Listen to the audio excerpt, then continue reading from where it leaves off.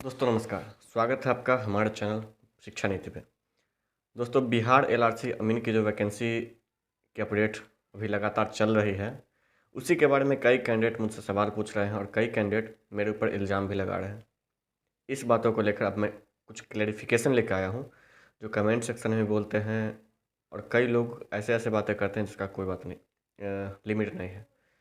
दोस्तों सबसे बड़ी बात यह है कि कमेंट सेक्शन में पढ़ता हूँ, कुछ नेगेटिव आती है लेकिन 90 to 95% कमेंट्स पॉजिटिव ही आते हैं। तो इसलिए 2-4-5% को हमेशा इग्नोर मैं करके चलता हूँ, उनका मैं कुछ जवाब नहीं देने वाला हूँ। लेकिन उसमें से कुछ जो क्वेश्चंस मुझे वाजिब लगे हैं, उन क्वेश्चंस का मैं जवाब दे रहा हूँ। कुछ क्वेश्चंस ऐसे हैं जो मेरे वीडियो पे सवाल उठाया गया है कि ऐसा बात है, तो उसका भी मैं जवाब देने वाला हूँ।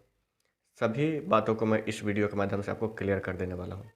क्वेश्चंस आपका ये होगा, जो मैं आपको लिख के लाया हूँ कि कुछ लोग कह रहे हैं कि ये 1767 अमीन का ये वैकेंसी का है, तो उसका भी मैं जवाब दे दूंगा। कुछ लोग ये भी कह रहे हैं कि इसका सिलेबस वाली बात, तो वो भी मैं जवाब दे दूंगा।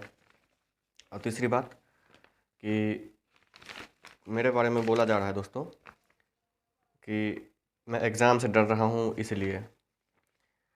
तो सबसे पहले मैं एक भाई है उसका जवाब दे रहा हूँ कि उन्होंने बोला है कि एग्ज़ाम ठीक है, एग्ज़ाम से में सबको बराबर मौका मिलेगा, नहीं तो 70 पॉइंट से ऊपर वाले का होगा।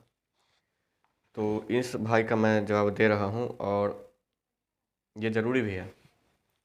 कारण ये है दोस्तों कि एग्ज़ाम ठीक है, वो मैं भी मानता हूँ, अच्छे कैंडिडेट का होगा वो भी मैं मानता हूँ।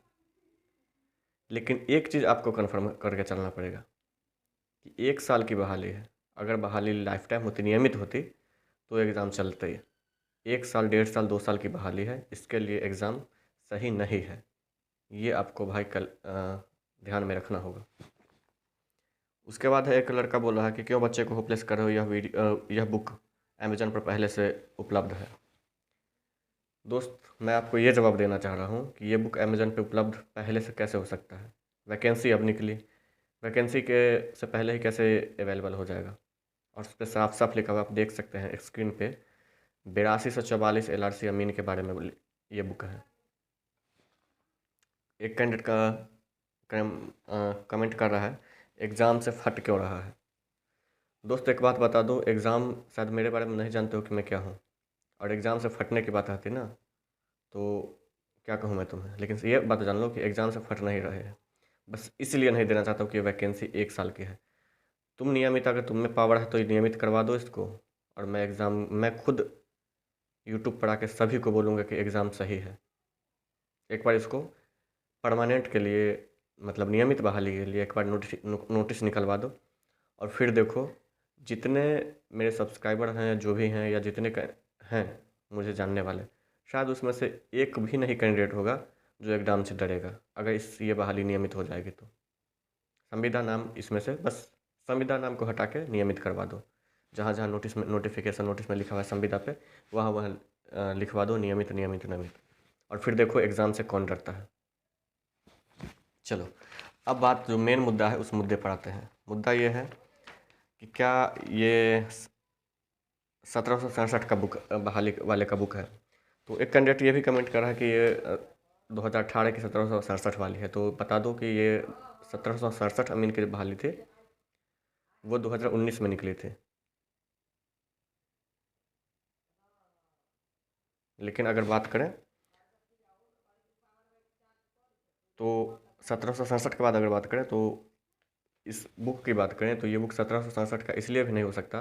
रीज़न ये है कि इसमें साफ साफ एक तो लिखा हुआ है, दूसरा बात यह है कि अभी अपलोड किया गया है। कोई बुक कंपनी बिना जाने बिना समझे कि एग्ज़ाम होगी या नहीं होगी, इसकी सबसे पहले एक बोर्ड मीटिंग होती है। बोर्ड मीटिंग में बुक कंपनी उसके बारे में कितना प्रति छपेगा, क्या होगा, कितने कैंडिडेट इसके फॉर्म फिलअप हुए होंगे, इन सभी बातों का ध्यान रखे तभी बुक निकालती है। तो कोई कंपनी अगर करोड़ 2 करोड़ उस पर इन्वेस्ट कर रहा है तो उसके पास ऐसा नहीं है कि उसके पास कोई कॉन्फिडेंशियल जानकारी इसके बारे में नहीं होगा कि एग्ज़ाम होगा या नहीं होगा। ये बात हमेशा आप लोग याद रखेंगे। तो इस बात को एकदम से इग्नोर करके चलें कि एग्ज़ाम की जानकारी ये 1767 की है या क्या है। दूसरी बात,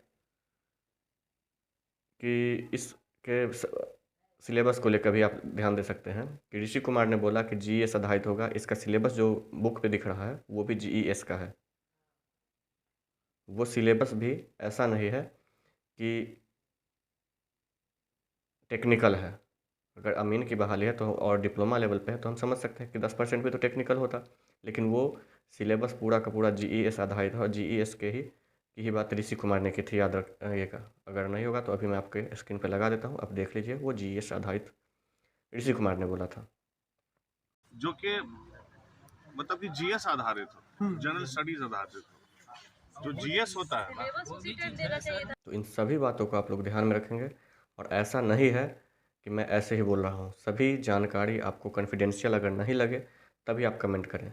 अगर आप सवाल पूछना चाहते हैं तो सवाल का भी मैं जवाब देने के लिए तैयार हूँ, लेकिन अगर आप इस मुद्दे पर वो गलत कह रहे हैं तो आप गलत हैं।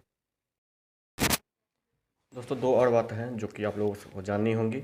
एक पॉइंट का बात है, तो पॉइंट इसलिए भी मैटर नहीं रखता है क्योंकि अगर 10th की मार्क्स की बात करें तो वो 10% उसका वेटेज है, 10% वेटेज।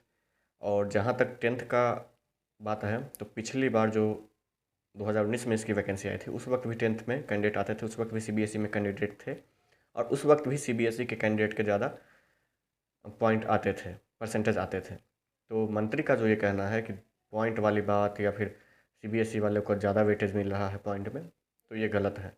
पिछली बार की बात करें तो ईबीसी का कट ऑफ 68 के आसपास गया था, एससी का 64-65 के आसपास गया था। और बात करें ईडब्ल्यूएस का तो उस वक्त भी ईडब्ल्यूएस का कट ऑफ जो है वो 52-53 के आसपास गया था। तो ऐसे में आप कैसे कह सकते हैं कि पॉइंट मैटर रखता है? 10th का मार्क्स अगर मैटर रखता है तो उसके लिए आपको मैंने एक बार पहले ही बता दिया है कि 10th का मार्क्स पहले भी आता था, अब भी आएगा और आगे भी आएगा। तो वो अगर पॉइंट को अगर 0.5 या 0.2 बढ़ाता है तो वो हमेशा बढ़ाएगा। इस बात की आप लोग को गांठ बांध के रख लें। जहाँ तक बात है तो आप बस इस बात पे कंसर्न कीजिए कि आखिर कैसे कोई कंपनी जो ऋषि कुमार बोलता है वही एग्जैक्ट चीज़ वो कंपनी वही सिलेबस छाप के कैसे रख सकता है। इन बातों पे आपको ध्यान देने की ज़रूरत है, जो मेन बात है। ऋषि कुमार इतना बड़ा तो माफिया या फिर वो नहीं है, वो जो बोल देगा वही हो जाएगा। और वो हो गया किस कॉन्फिडेंस के आधार पे उस कंपनी ने बुक छापा, वो सोचने वाली बात है। इसके अलावा बात ये भी है कि आप सोच के देखिए कि वो कंपनी आखिर करोड़ों कैसे इन्वेस्टमेंट कर रही है सिर्फ इस बुक को छापने के लिए, जब तक उसको इसका कॉन्फिडेंशियल नहीं है। इन बातों को आप लोगों को ध्यान देना होगा। बाकी आप लोग क्या सोचते हैं ये भी कमेंट जरूर कीजिएगा। धन्यवाद।